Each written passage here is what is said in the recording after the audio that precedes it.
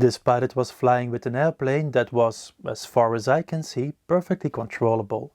So he is lined up with the runway, he's trying to land with the airplane, but there is another traffic right in front of him that is clearly visible. It is almost impossible that he did not see this other airplane because it was so visible. But for some reason he continued with his approach, he continued with the landing. And during the touchdown he just smacked into that other airplane, which is not a very smart thing to do. Now normally when you are so close to another airplane, every pilot would just do a go around. That means that you stop the landing, you climb back towards the traffic pattern and you try to land again. Or if there is an emergency, for example he has an engine failure or maybe an engine fire or maybe a cockpit fire, there is some reason why you want to land the airplane right now. Well, in this case you would not land on the runway, you would just land on the grass and everything would be okay. To make it even worse, there was some more information in the description of the video. Apparently there was an electrical failure and due to this electrical failure they lost their instruments. But in the video you can clearly see that the instruments are still working. And that is because they don't need electricity to work, because they are analog instruments. For example, I've got an analog instrument. This shows the altitude of the airplane. At the back of the instrument there is no electrical switch or no electrical wire, there is nothing. There is one port so that the static air pressure can enter the instrument and then the static air pressure is going to move the needle. There is no electricity required. And this is a video of my Piper Cub. It was built in 1947. It has no electrical system, it has no battery, and still I've got working analog instruments. He also writes that they didn't have radio. This is true. If your electrical system fails, because your alternator has failed, then your battery is going to give you power, but only for a limited amount of time. So at some point your radio and your transponder and maybe your GPS is going to fail. But this is even more reason to have a very sharp lookout to see all the other traffic, because you don't have a radio. Now furthermore, he says that he could not use his flaps, because probably his flaps are operated by an electric actuator, so he could not lower the flaps, so that means that he has to land the airplane at a faster speed.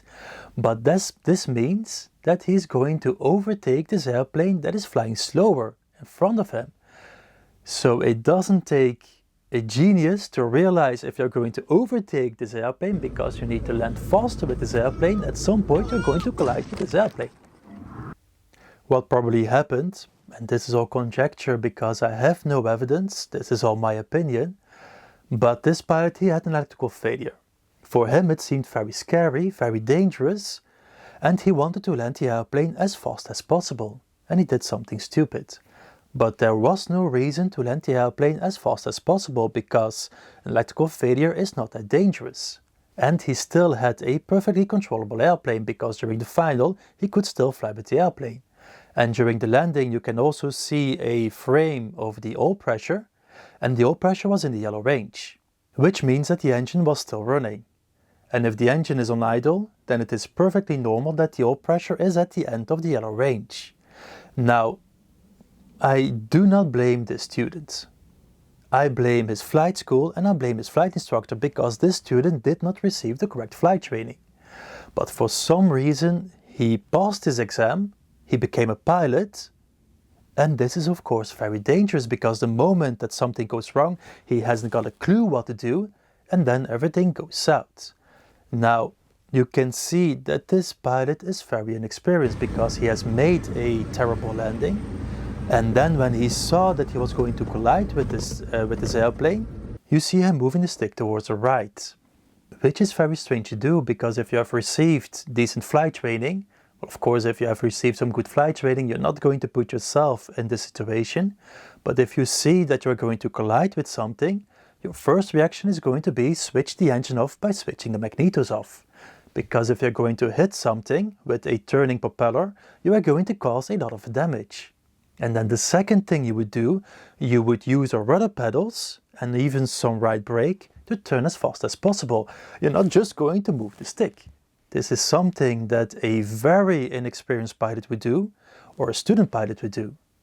So the blame for this accident is due to the flight instructor and the flight school not giving good flight training. If you want to receive some good flight training, well, you can go to vintageaviators.net and there you can find my video flight training course. Thank you for watching.